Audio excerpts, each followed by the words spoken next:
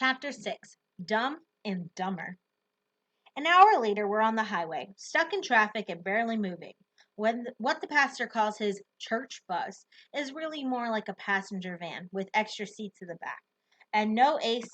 He says running the AC will overheat the old engine. And we're jammed in there with 9 people plus tons of luggage. 9 people plus Bandit. At first, the pastor didn't want to take a pet along, but Granny insisted that the dog was part of the family and couldn't be abandoned. No more than a child could be left behind, and the pastor relented. Brandy is curled up on my lap, trying to behave himself. We've got the windows rolled down, but there is no breeze. Wouldn't you know it, with a hurricane on the way, and it looks like the whole city of New Orleans is stuck on the same on-ramp with us, even though every single lane of the highway is headed north. They call it contraflow, Pastor Daniels explains. Supposed to make it faster to evacuate. What that really means is there's no turning back. We're headed for Baton Rouge, and we'll be given shelter at another church where Pastor Daniel's cousin is the preacher. He says it'll be an adventure, and we'll all learn something. But I'm still wishing I could just go home. Last time I talked to my mom, she was trying to look on the bright side and said it was for the best, evacuating to Baton Rouge, and that I'd get to meet all kinds of new people. Sorry, but I don't want to meet new people, okay? I know that's mean and awful and ungrateful and everything, but I'd rather be in my own house, just me and Mom and Bandy. So there I am, all stuffy and sweaty from the heat, feeling sorry for myself when this big SUV with dark tinted windows edges along next to us. Can't be a foot away with a big engine growling. I bet they got the AC on. I bet they do. And then one of the dark windows slides down a few inches, and these sleek, nasty Dobermans poke their head out and start barking and snarling. Vicious kind of snarling, like they can't wait to shred something to pieces, something small and alive like the little dog in my lap. I should have known what would happen as soon as I saw the black gleam of those Doberman eyes. I should have clung to Bandy like my life depended on it, which, as it turns out, it did. But everything happened so fast. 1 second, Bandit is curled up on my lap. The next, he leaps clear across the van and out the opposite window, as far as he can get from those snarling Dobermans. Bandy! I shouted for him, but the way he exploded out of the van, I know he's not coming back as long as those Dobermans are barking. And now they're barking worse than ever, salvering and biting the window glass, trying to chew their way out of the SUV to chase after Bandy.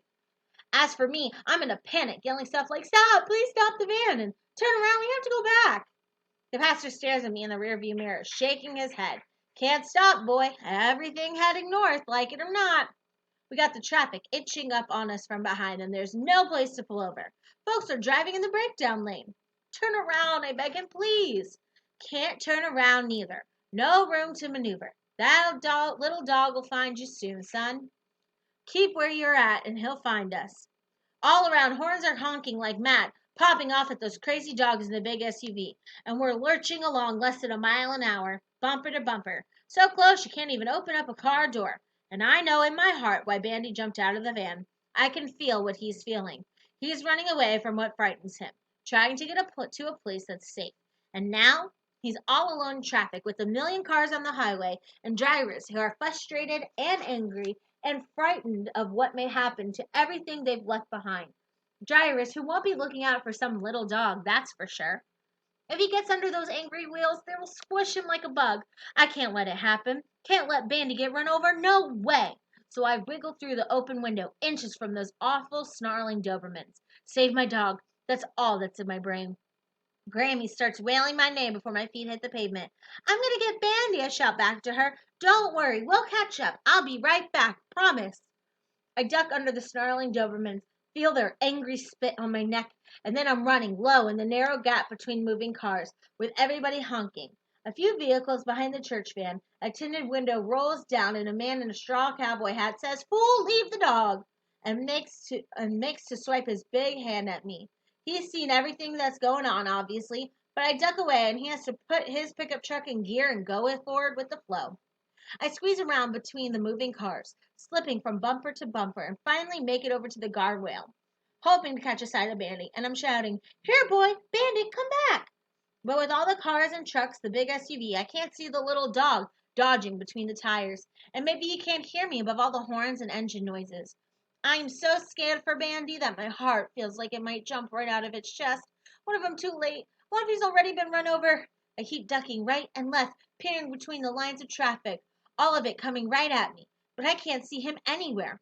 We're on an elevated section of the highway, an on-ramp kind of deal, so he can't have run off to the side because there's nowhere to go.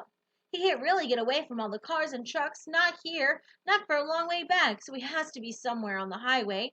Where is he? Why can't I see him? Then it starts to rain. A warm drizzle rain. And that makes it even harder to see. I'm starting to think that he really has been run over and killed when I hear hee hee hee. That silly little bark letting me know where he is. There! Bandy's sitting on his haunches by the side of traffic, maybe 50 yards away, peering at me from around a tire, sitting on his butt in the rain and barking at me. Hee hee hee. So, of course, I run along the guardrail, intending to scoop him up and tell him what a bad boy he is. Then we'll turn around and catch up with Grammy and the pastor in slow-moving traffic. No harm, no foul. Except that's not the way it happens. What happens is this. Bandy waits until I'm almost to him, and then he turns and scampers alongside the guardrail against all that traffic, like he intends to lead me away from all the scary cars and horns, and he hopes that I'm smart enough to follow. Dumb enough is more like it, because that's what I do. Follow the dog in the rain with the hurricane coming. Dumb and dumber, running back into the storm. One good thing about the rain, nobody can see that I'm crying.